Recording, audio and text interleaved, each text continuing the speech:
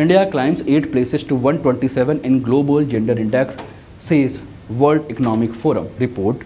तो world economic forum की एक रिपोर्ट आई है, जो रिपोर्ट जो है वो किसके ऊपर है, तो ग्लोबल जेंडर इंडेक्स के ऊपर ये रिपोर्ट आई है और इस रिपोर्ट के आधार पर जो है हमें बात करना है।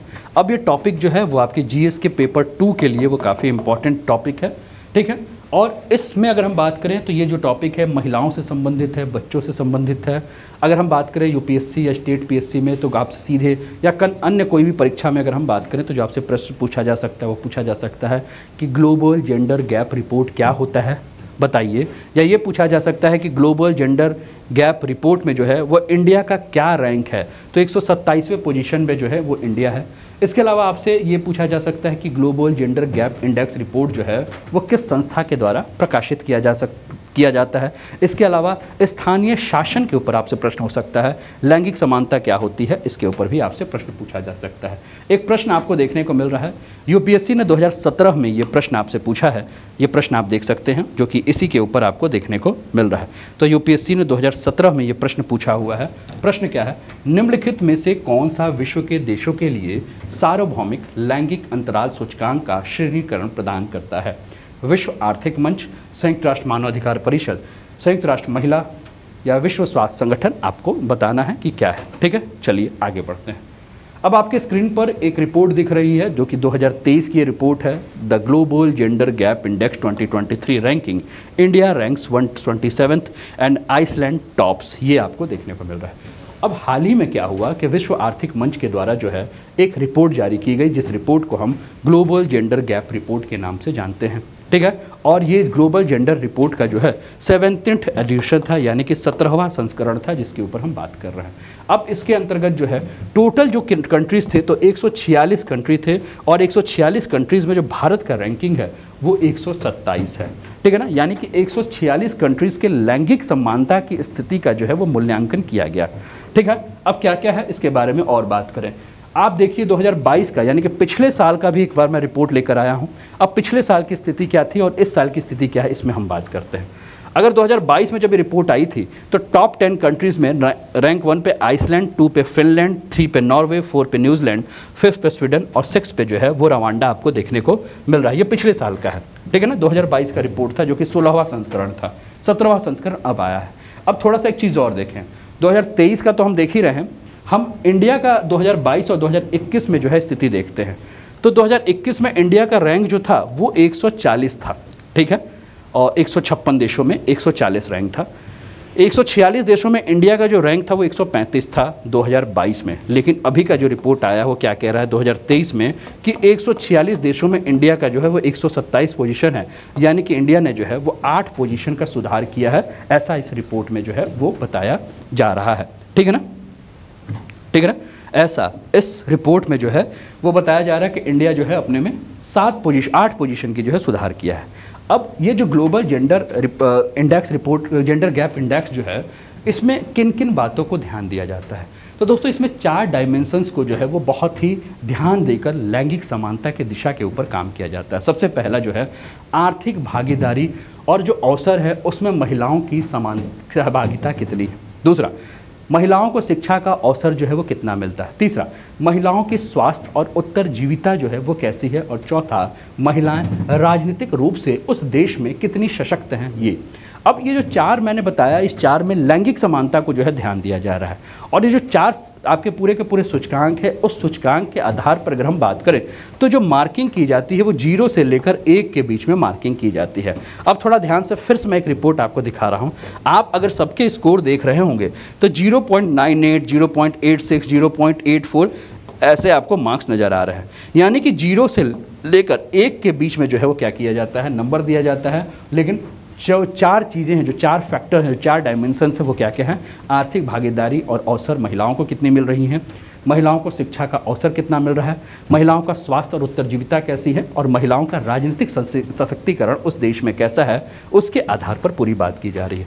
अगर किसी देश में महिलाओं को 0 अंक, मतलब इस इंडेक्स को 0 अंक मिलता है, यानी कि उस देश में महिलाओं के साथ जो है वो बहुत ही ज़्यादा असमानता की स्थिति हमें देखने को मिलती है। लेकिन अगर किसी देश को 1 नंबर मिलता है, इसका मतलब क्या है कि उस देश में महिलाओं के साथ या किसी भी लिंग के साथ लैंगिक समानता जो है वो पूर्ण रूप से 100% जो है देखी जा रही। अब लंबे समय तक अगर हम बात करें, जो सूचकांक है 2006 में जो है वो इस सूचकांक की जो है स्थापना की गई और 2006 से लेकर 2023 तक, जैसा कि हमने कहा कि 17वां एडिशन जो है, 17वां संस्करण जो है उसका जारी हुआ है। इसमें ये लगभग 17 साल से ये क्या कर रहा है, लैंगिक अंतरालों को समाप्त करने की दिशा में जो है वो प्रगति कर रहा है और साथ में ये भी देख रहा है कि लैंगिक असमानता को समाप्त करने के लिए कौन सा देश कैसा कार्य कर रहा है। अब लैंगिक समानता को जो समाप्त करने का जो पूरा का पूरा कार्य किया जा रहा है, इसका उद्देश्य क्या है? तो स्वास्थ्य, शिक्षा, अर्थव्यवस्था और राजनीति पर महिलाओं और पुरुषों के बीच में जो सापेक्ष अंतराल में जो प्रगति हो रही है, उसी प्रगति को देश के हिसाब से जो है उसको ट्रैक करना है और उसको बताना है कि देखो आप किस सेक्टर में जो है वो पीछे हो रहे हो, जहां आपको सुधार करने की जो है वो आवश्यकता जो है वो आपको देखने को मिल रहेगा। ठीक है, मेरी बातें सभी को समझ में आ रही है। चलिए आगे बढ़ते हैं और आगे बढ़ के और भी चीज़ समझते हैं। ग्लोबल जेंडर गैप इंडेक्स 2021 आपको देखने को मिल रहा है और साउथ एशिया के देशों में अगर हम बात करें तो आपको क्या देखने को मिलेगा? इंडिया की पोजीशन से अच्छा 2021 तक की अगर हम बात करें तो भूटान, मालदीव, श्रीलंका, नेपाल और बांग्लादेश की स्थिति थी। इंडिया से वर्स्ट पोजीशन जो है वो केवल 2 ही देश थे आपके जो है साउथ एशिया में, वो थे पाकिस्तान और अफगानिस्तान। यानी कि अगर मैं बात करूं तो भूटान, मालदीव, श्रीलंका, नेपाल और बांग्लादेश जो है वो अपने यहाँ लैंगिक समानता को जो है वो बहुत ही ज़्यादा बेहतर करके रखे हुए हैं इंडिया के जो है वो टक्कर में। वर्तमान में अगर हम बात करें तो इस बार अगर हम देखें तो सबसे अच्छा अगर कोई काम कर रहा है, यानी कि 91% तक स्कोर लिया हुआ है लैंगिक आपका जो जेंडर गैप स्कोर है, वो अगर कोई देश का है तो वो है आइसलैंड का। ठीक है, और आइसलैंड के बारे में बात कर रहे हैं तो लगातार 14 साल से अगर हम देखें तो आइसलैंड अपने यहाँ जो है वो रैंक 1 के ऊपर जो है वो बना हुआ है। और आइसलैंड के बाद अगर 3 देश अगर हम बात करें जो सबसे अच्छा प्रदर्शन कर रहे हैं तो वो है नॉर्वे, फिनलैंड और स्वीडन। यानी कि ये कंट्रीज जो है ये सारे के सारे जो है वो आइसलैंड कंट्रीज हैं, छोटे देश है ना, और ये देश जो है वो काफ़ी अच्छा प्रदर्शन करते हुए हमें नज़र आ रहे हैं।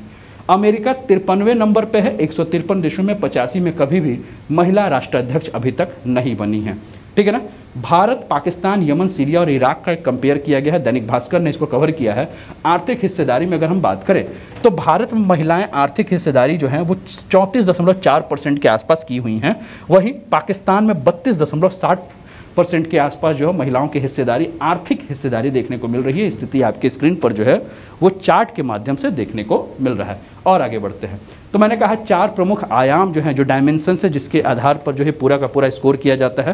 तो आर्थिक भागीदारी और अवसर महिलाओं को कितना मिल रहा है, शिक्षा प्राप्ति जो है महिलाओं की कितनी है, स्वास्थ्य एवं उत्तरजीविता महिलाओं की कितनी है, राजनीतिक सशक्तिकरण जो है महिलाओं की कितनी है, इस आधार पर जो है वो पूरी की पूरी जो है वो बातें हमें देखने को मिल रही है। अब भारत के बारे में अगर हम बात करें तो 2023 में अगर हम बात करें तो कहा जा रहा है कि 2023 में भारत जो है वो 8 पोजीशन जो है 135 से अगर हम बात करें तो 127वां पोजीशन पे आ चुका है। लेकिन भारत के अलावा इसके पड़ोसी देश में अगर हम बात करें तो भारत 127 पोजीशन पे जो है वो इंडिया है। लेकिन पड़ोसी देशों की बात करें तो पाकिस्तान की स्थिति कितनी है, तो पाकिस्तान जो है वो 142 पोजीशन पे आपको देखने को मिलेगा। बांग्लादेश, तो बांग्लादेश के बारे में बात करें तो बांग्लादेश की स्थिति जो है भारत से काफ़ी बेहतर है, यानी कि 59 पोजीशन पे है। चाइना के बारे में बात करें तो चाइना की स्थिति भी भारत से अच्छी है, यानी कि 107वें पोजीशन पे जो है वो आपको चाइना देखने को मिल रहा है।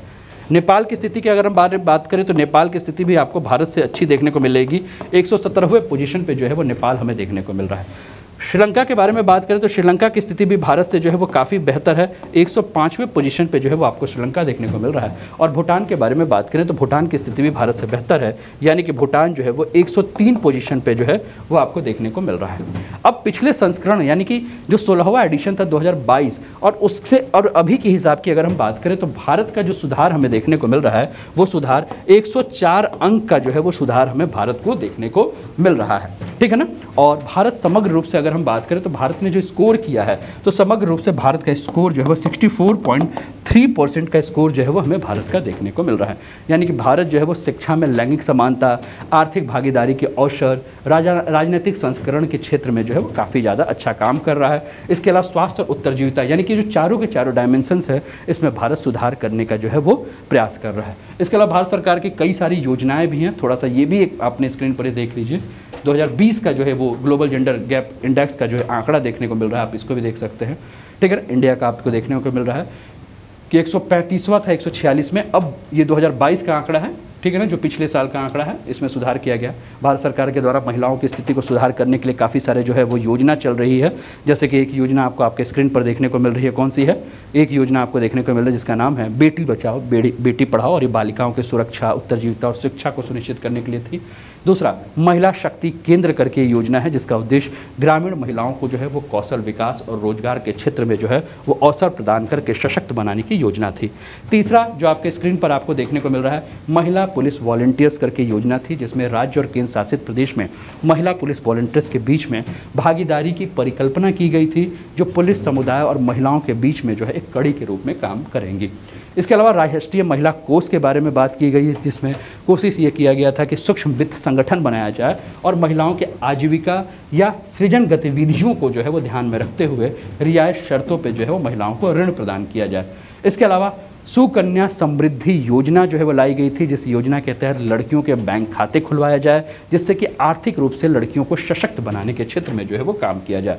इसके अलावा महिला उद्यमिता करके एक योजना लाई गई थी जिसमें पूरा का पूरा उद्देश्य यही था कि इसको बढ़ावा देकर जो है सरकार जो है वो स्टैंड अप इंडिया और महिला ई हाट का जो है वो पूरा का पूरा प्रयास करे। इसके अलावा महिलाओं को सशक्त और शिक्षा करने के लिए जो है शिक्षित करने के लिए कस्तूरबा गांधी बालिका आवासीय जो विद्यालय है उसकी शुरुआत की गई थी। पिछड़े ब्लॉकों में जो है इसको शुरू किया गया था। इसके अलावा महिलाओं को जो है चुनाव में आरक्षण के बारे में बात की गई थी कि सरकार महिलाओं को 33% जो आरक्षण भी दे। ठीक है, महिला निर्वाचित जो भी प्रतिनिधियां उनकी क्षमता निर्माण के क्षेत्र में भी काम करें। ठीक है, अब हम लोग आ जाते हैं प्रश्न पे, जो हमने प्रश्न 2017 का प्रश्न लिया था। विश्व आर्थिक मंच जो है वो आपका राइट आंसर है। तो ये दूसरा टॉपिक था जिसके ऊपर हम लोगों ने चर्चा किया। आपको बताना है कि कैसा लगा ये टॉपिक। ठीक है, इसके अलावा अनअकैडमी पर ये ऑफर है, इसका आप लाभ उठा सकते हैं। इसके अलावा बात करें तो आइकॉनिक का अगर आप सब्सक्रिप्शन लेना चाहते हैं आप ले सकते हैं आइकॉनिक सब्सक्रिप्शन, जहां इंडिया के टॉप एजुकेटर के गाइडेंस में आप अपनी तैयारी कर सकते हैं। अनअकैडमी के किसी भी कोर्स पर सब्सक्रिप्शन के लिए आप अनूप 10 कोड का यूज करके भी आप सब्सक्रिप्शन ले सकते हैं। काफ़ी सारे एडवांटेज हैं अनअकैडमी पर, इन सारे एडवांटेज का लाभ उठाइए। चैनल पर पहली बार है तो चैनल को सब्सक्राइब करके बेल आइकन दबा दीजिएगा, ये जहाँ आपको डेली क्लासेस मिलते रहे। तब अपना ध्यान रखिए, स्वस्थ रहिए, मस्त रहिए, तंदुरुस्त रहिए, हंसते खेलते मुस्कुराते हुए जीवन का आनंद लीजिए। जय हिंद, जय भारत।